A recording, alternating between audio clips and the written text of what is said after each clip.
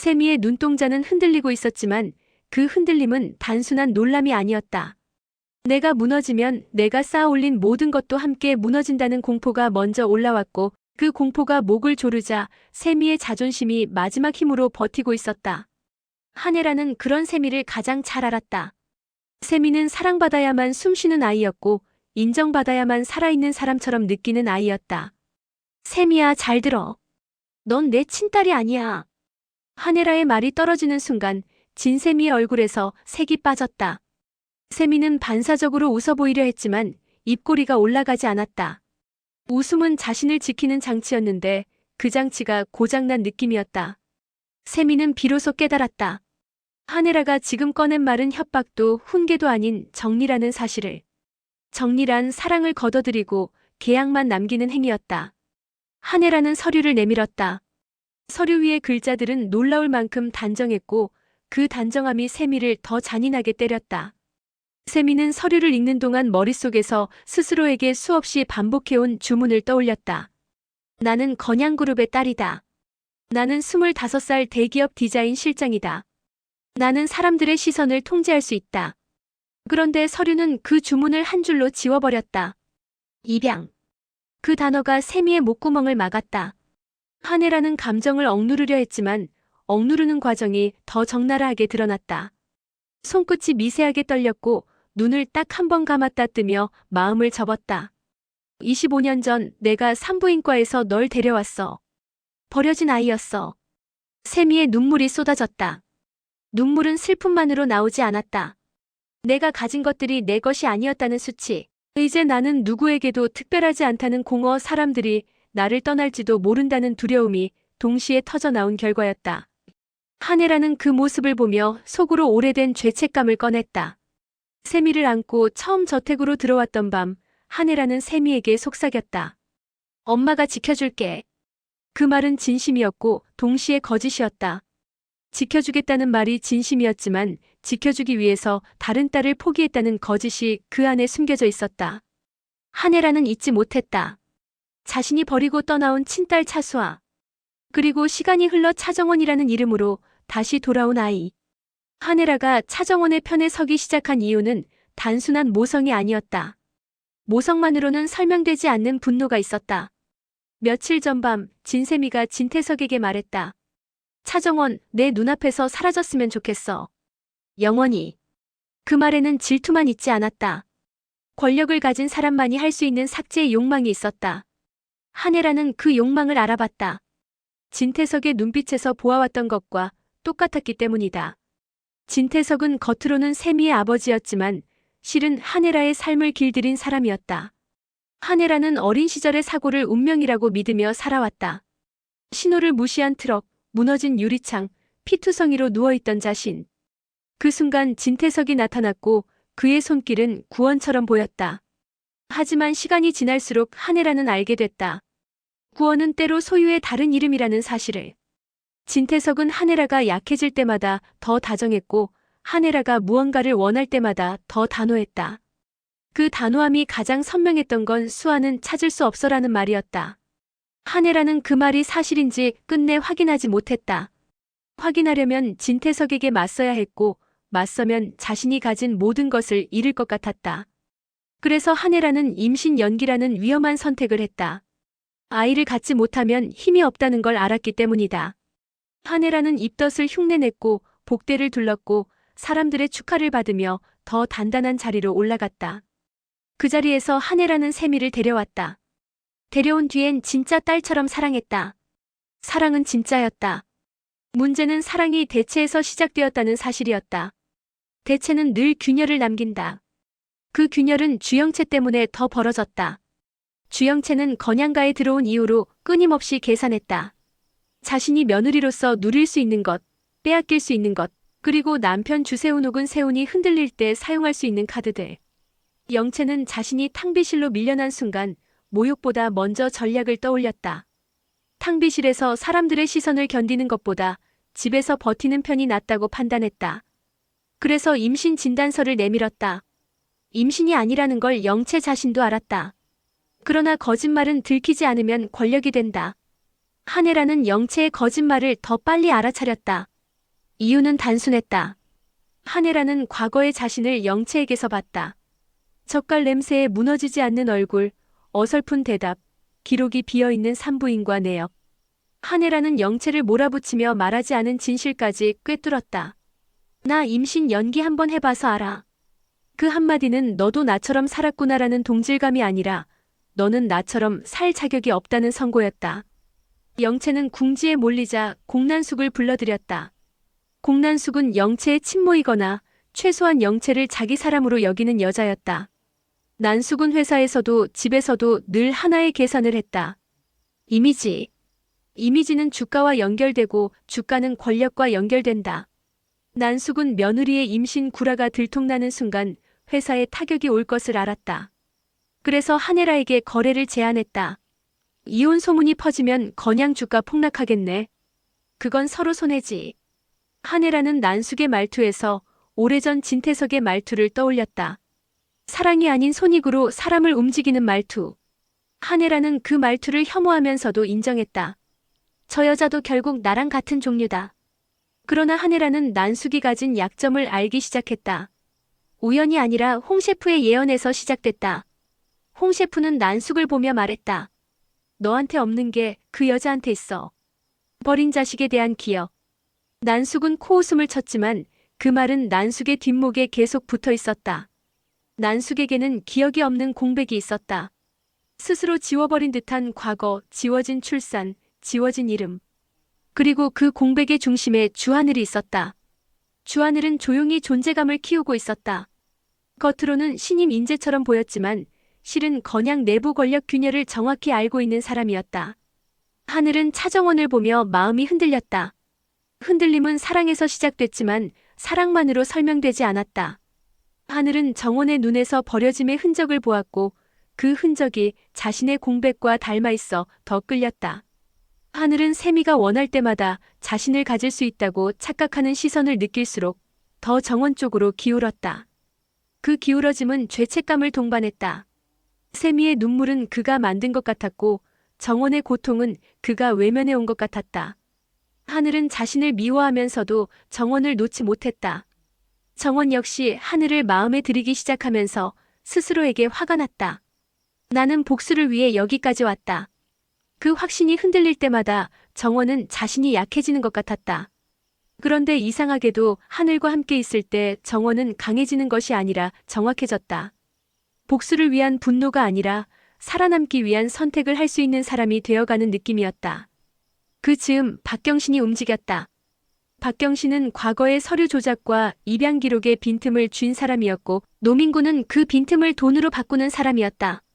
민구는 투자 실패로 빚더미에 올랐고 그 빚을 갚기 위해 누구든 팔 수 있었다. 경신은 반대로 팔지 못하는 선이 있었다. 그 선이 무엇인지 경신 자신도 명확히 말하지 못했지만 한혜라를 보면 그 선이 흔들렸다. 한혜라는 경신에게 수아를 어디에 숨겼니? 라는 질문을 할 수 있는 유일한 사람이었다. 경신은 한혜라의 눈빛에서 오래된 죄책감을 읽었고 그 죄책감이 자신에게는 협박이 되지 않는다는 것도 알았다. 그래서 경신은 한혜라에게 말하려 했다. 정원은 수아가 맞습니다. 그리고 그날 누군가 죽었습니다. 그 누군가는 기록 속 주영채였다. 진짜인지 가짜인지조차 헷갈리게 만든 사망진단서가 존재했고 그 사망진단서가 누군가의 삶을 시작하게 했다. 그 시작의 대가로 누군가의 삶은 끝났다. 경신은 그 사실을 꺼내는 순간 자신도 끝날 것을 알았다. 그래서 경신은 죽기 전에 한 번이라도 진실을 옮기려 했다. 하지만 진실은 늘 늦게 도착한다. 그날 밤 진태석과 공난숙의 싸움이 폭발했다. 둘은 서로에게 배신을 말했고 배신이라는 단어는 곧 돈과 권력의 언어로 변했다. 난숙은 태석의 멱살을 잡았고 태석은 난숙을 밀쳤다. 둔탁한 충격 뒤 난숙의 머리에서 피가 흘렀다. 피는 기억을 깨웠다. 난숙은 떨리는 목소리로 말했다. 하늘이가 내 아들이야. 그 말은 고백이 아니라 폭탄이었다. 태석은 그 폭탄을 본능적으로 막으려 했다. 그게 무슨 소리야? 태석의 목소리에는 공포가 스쳤다. 난숙의 기억이 돌아오면 태석이 숨긴 죽음도 같이 떠오른다. 차기범의 죽음, 조작된 누명, 지워진 흔적들. 난숙은 피를 닦으며 태석을 똑바로 봤다. 나 신고할 거야. 당신이 차기범 죽인 거. 태석은 비웃었지만 눈빛이 흔들렸다. 흔들림은 죄책감이 아니라 같이 무너질까 두려움이었다. 태석은 난숙에게 마지막 칼을 꺼냈다. 그럼 나도 꺼낼 게 있어. 주영채가 박경신을 처리한 영상. 그리고 내가 주상철을 죽인 증거. 난숙의 얼굴에서 핏기가 사라졌다. 자신이 살아남기 위해 덮어둔 살인이 이제 자신을 죽이려 돌아오고 있었다. 여기서 더 잔인한 건 주영채가 진짜로 임신한 사실이었다. 다만 그 아이의 아버지가 남편이 아닐 가능성이 컸다. 영채는 재택근무를 선언하며 시간을 벌었고 그 시간 동안 숨겨온 관계가 있었다. 집안의 젊은 수행비서 윤비서와의 은밀한 관계였다. 처음엔 정보 교환이었다. 서로의 약점을 쥐고 서로를 보호하는 계약 같은 것. 그러나 계약의 끝에서 영채는 윤비서에게서 위로를 얻기 시작했다. 남편에게서도 친모에게서도 얻지 못한 있는 그대로의 숨이 가능했기 때문이다. 영채는 그 숨이 사랑인지 착각하면서도 그 사랑을 이용해 살아남을 계획도 동시에 세웠다. 사랑과 계산이 같은 사람 안에서 공존할 때 인간은 가장 위험해진다. 한혜라는 결국 세미를 선택의 벼랑으로 몰아넣었다. 수아를 언니라고 불러. 그리고 얌전히 있어. 세미는 고개를 끄덕였지만 그 끄덕임은 복종이 아니라 생존이었다. 세미는 속으로 결심했다. 내가 아무것도 아니게 되는 순간 나도 누구든 끝장낼 수 있어.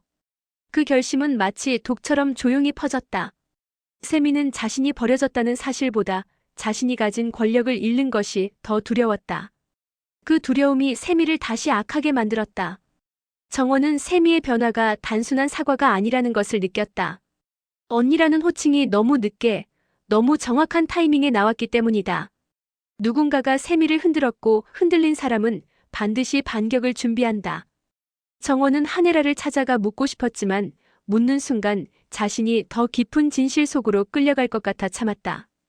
반면 주하늘은 더 이상 참지 못했다. 하늘은 정원에게 말했다. 우리 더 이상 복수로만 살지 말자. 그 말은 달콤했지만 정원에게는 잔인했다. 정원은 복수가 자신의 숨구멍이었고 복수를 놓는 순간 자신이 무너질 것 같았기 때문이다. 정원은 하늘을 사랑하고 싶었지만 사랑이 자신을 약하게 만들까봐 겁났다. 그 겁은 하늘을 잃을까가 아니라 내가 나를 잃을까였다. 그러던 어느 날 박경신이 사라졌다. 병원 기록도 이동 동선도 마지막 통화도 지워져 있었다. 누군가 지웠다. 지울 수 있는 사람은 많지 않았다. 진태석, 공난숙, 그리고 한혜라. 정원은 순간 한혜라를 의심했다가 이내 고개를 저었다. 한혜라는 이제 버린 자식을 기억하는 엄마였다. 기억하는 엄마는 지우는 대신 드러내려 한다. 그렇다면 경신을 지운 건 태석이거나 난숙이었다. 혹은 영채였다. 영채는 살아남기 위해서라면 무엇이든 할 수 있는 사람이었다. 정원은 결국 경신이 남긴 봉투를 받게 된다. 봉투 속에는 입양서류, 사망진단서, 그리고 마지막 메모가 있었다. 내 이름은 누군가의 거짓에서 태어났지만 내 진실은 내가 직접 써야 한다. 정원은 그 문장을 읽고 손끝이 떨렸다. 떨림은 공포가 아니라 결심으로 바뀌었다. 이제는 내가 끝내야 한다. 바로 그날 밤 건양그룹 내부망에 익명의 게시글이 올라온다. 제목은 단 한 줄이었다. 신임 회장 후보 주하늘의 친모는 공난숙이다. 댓글이 폭발했고 주가는 출렁였고 언론이 달려들었다. 공난숙은 피를 닦으며 웃었다. 드디어 판이 열렸네. 진태석은 이를 갈았다. 누가 이걸 올렸지? 주영채는 배를 쥐고 숨을 고르며 속삭였다. 나도 이제 선택해야겠네. 한혜라는 조용히 창문을 닫았다. 수아, 이제 돌아갈 수 없겠다. 진세미는 거울 속 자신의 얼굴을 바라보며 미소를 지었다. 그 미소에는 눈물이 남아 있었지만 더 진한 것은 분노였다. 언니, 이제부터는 내가 너를 지킬게. 그리고 차정원은 마지막으로 주하늘에게 전화한다.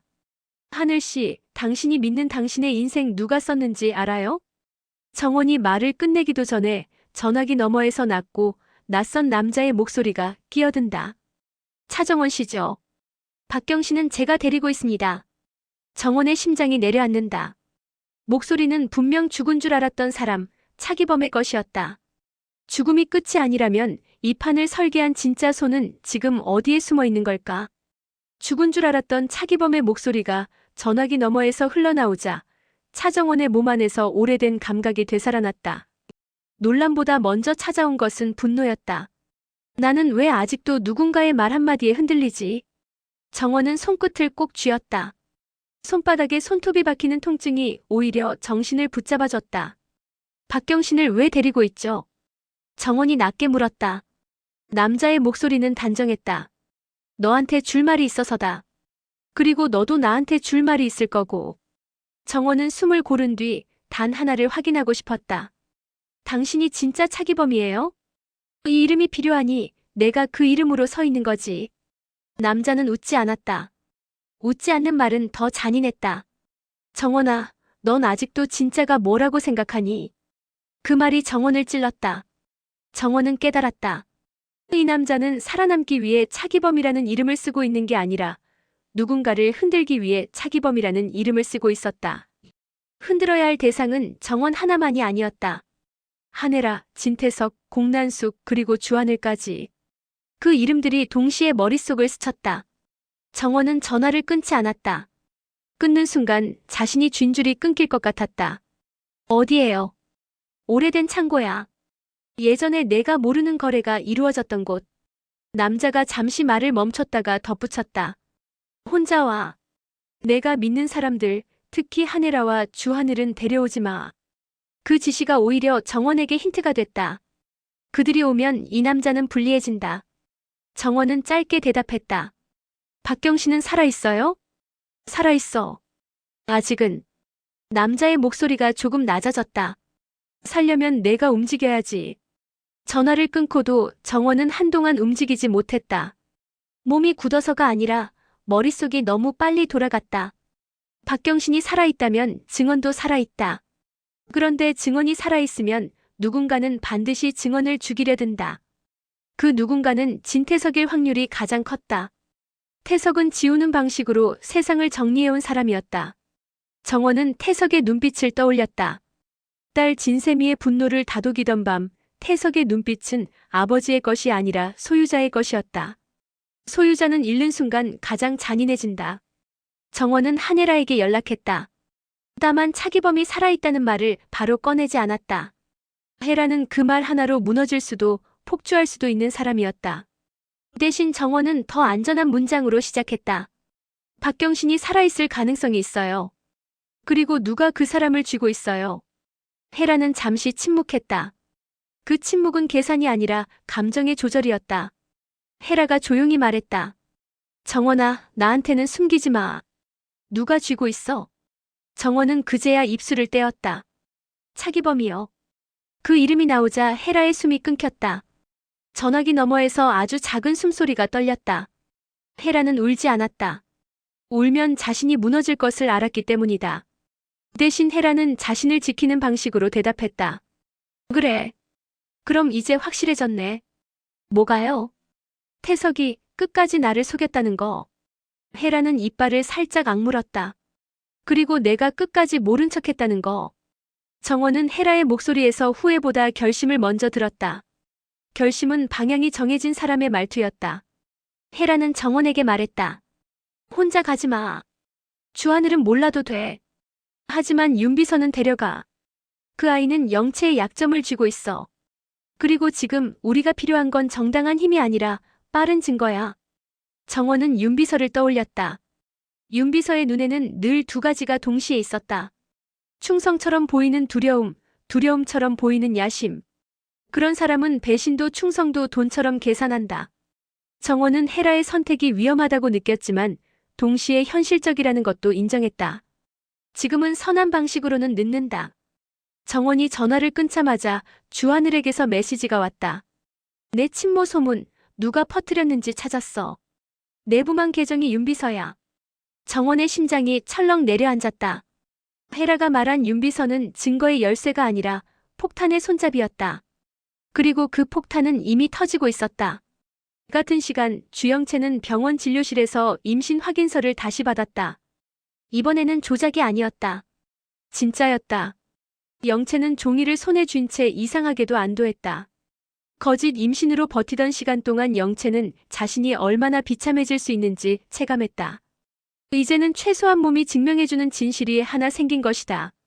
하지만 그 진실이 영채를 구해주지는 않았다. 오히려 더 위험했다. 아이의 아버지가 주세훈이 아니라는 소문이 돌면 영채는 끝장이다. 그래서 영채는 먼저 움직이기로 했다. 한혜라의 응접실에 찾아가 눈물로 무장한 채 고개를 숙였다. 어머님, 제가 잘못했어요. 그런데 지금 이 아이만은 지켜야 해요. 혜라는 영채의 배를 보지 않았다. 영채의 눈을 봤다. 누구애니? 영채는 잠깐 멈칫했다. 그 멈칫이 모든 답이었다. 혜라는 부드럽게 웃는 척하며 단호하게 말했다. 그럼 더더욱 넌 여기서 못 버텨. 영채는 그 자리에서 깨달았다. 한혜라는 자신을 살릴 마음이 없다. 한혜라가 살릴 사람은 오직 차정원과 주하늘 쪽이다. 영채는 사랑을 포기하기로 했다. 사랑은 늘 자신을 약하게 만들었다. 대신 영채는 공난숙에게로 돌아갔다. 엄마, 나 이제 엄마 편만 들게. 난숙은 피식 웃었다. 이제 와서? 영채가 차갑게 말했다.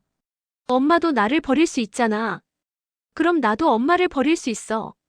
난숙의 눈이 잠깐 흔들렸다. 그 흔들림은 모성 때문이 아니라 거울 때문이었다.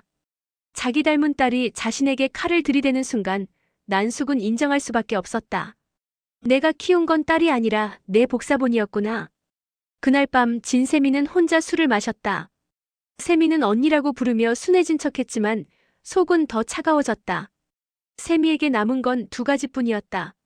자리를 지키는 것과 사람을 지우는 것. 세미는 자신이 입양하라는 사실을 들은 순간부터 더 이상 사랑을 믿지 않기로 했다. 사랑은 언제든 철회될 수 있는 것이었다.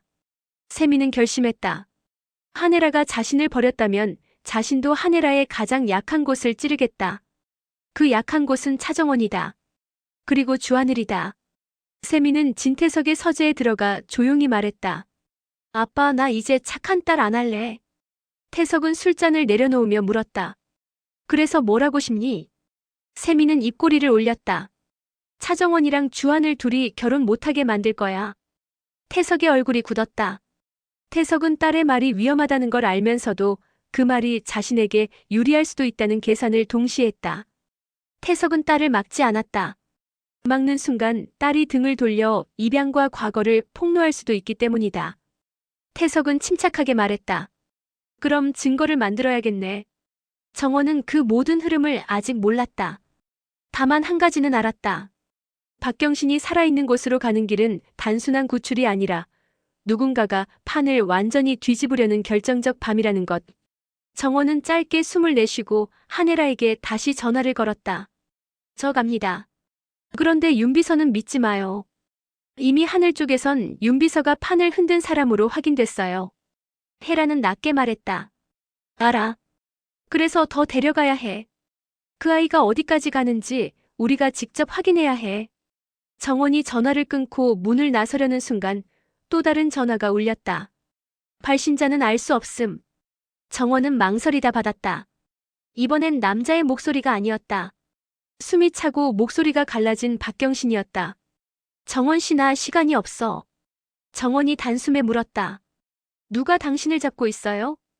경신이 울먹이듯 말했다. 차기범이 아니야. 그 사람은 얼굴만 빌려준 거야. 정원의 머리가 하얘졌다. 그럼 누구예요? 경신은 마지막 힘을 끌어올려 말했다. 진태석이야. 그리고 주하늘의 친모 얘기, 그거 시작에 불과해. 다음은 내 이름이야. 전화가 끊겼다. 정원은 숨을 들이마셨다.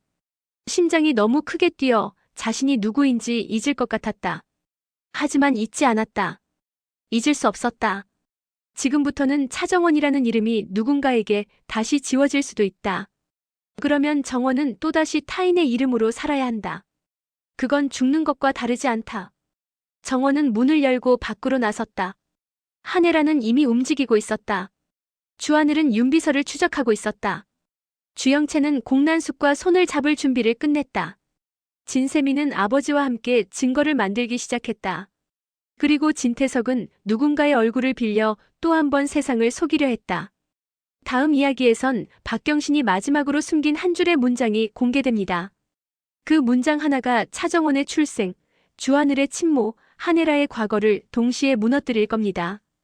구독, 좋아요 눌러주시고 다음 편도 놓치지 마세요.